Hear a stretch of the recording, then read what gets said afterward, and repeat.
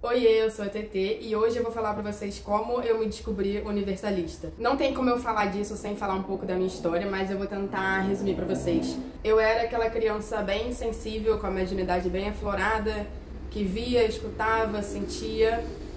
E teve um momento que eu não conseguia mais lidar com isso, que foi ali na fase da adolescência. E eu negava a qualquer custo, mesmo vindo de uma família espírita, em sua parte espírita, em outra parte mais umbandista e candomblecista, enfim, diversidade. E eu lembro ali quando eu tinha mais ou menos uns 12 anos, que eu tava surtando com isso, de enxergar, né? E aí minha mãe me levou no centro espírita, era um centro Kardec.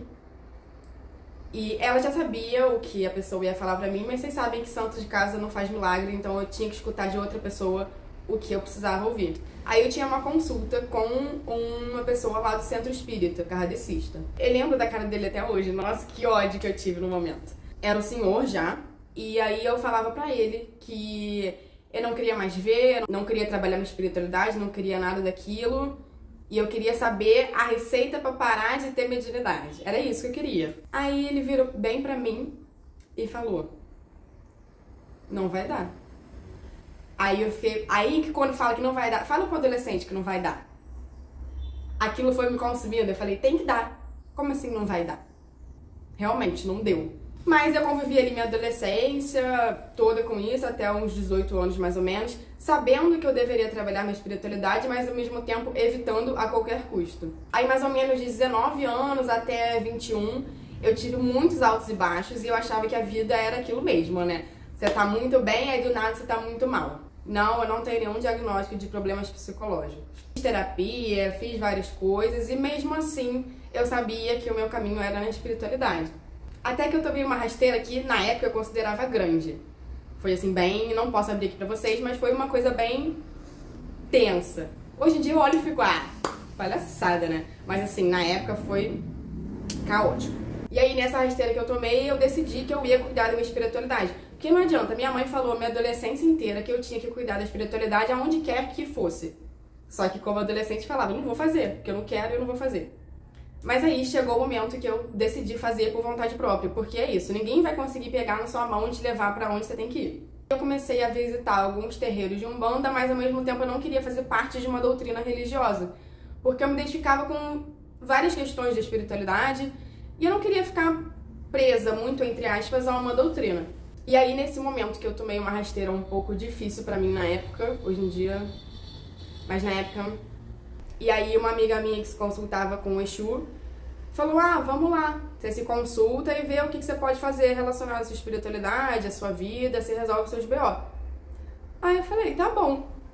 Já tava meio assim, eu já sabia como é que funcionava a questão de incorporação, já tinha visto, pessoas da minha família incorporam, então não era um universo tão distante de mim. Pois é, galera. Aí eu falei, tá bom, vamos lá, só pra ver qual é.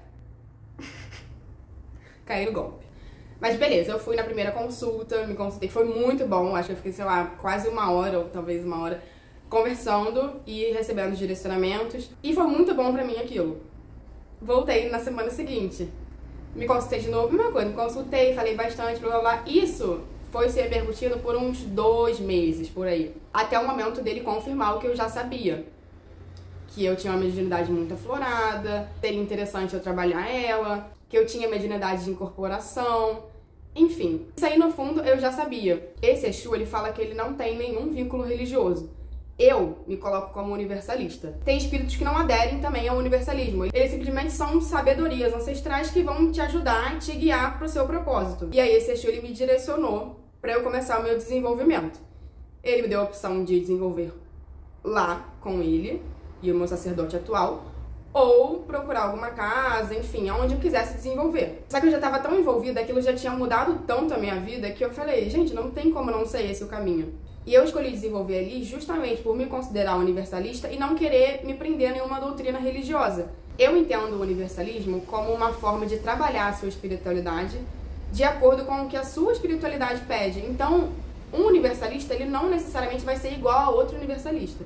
Só que, ao mesmo tempo, eu precisava desenvolver certas questões que eu precisava de um amparo de um sacerdote, de um direcionamento de pessoas mais experientes do que eu. Você não pode simplesmente decidir que você vai incorporar em casa, vou aqui incorporar do nada. Eu acho perigoso. Se você quiser, você faz, não tem nada a ver com isso. Eu comecei a desenvolver a incorporação em 2023 e aí eu fui descobrindo conforme o tempo foi passando, estamos em 2025 agora, os guias que me acompanhavam, as linhas de trabalho de cada um, o jeito de cada um, a forma que eu me conecto com eles, a forma como eu escuto, como eu vejo, os sinais. E esse processo é longo, eu acho que ele não termina. O desenvolvimento, na minha visão, ele continua até a gente desencarnar. Acho que o desenvolvimento espiritual, para quem leva a sério, ele não tem fim. E aí eu decidi compartilhar um pouco com vocês da minha trajetória espiritual. Eu já compartilho lá no Instagram, tt.dits, mas eu senti a necessidade de fazer vídeos um pouco mais longos para trocar essa ideia com vocês. Então é isso, se você gostou, curte aí, deixe seu comentário, deixe sua dúvida e se inscreve no canal.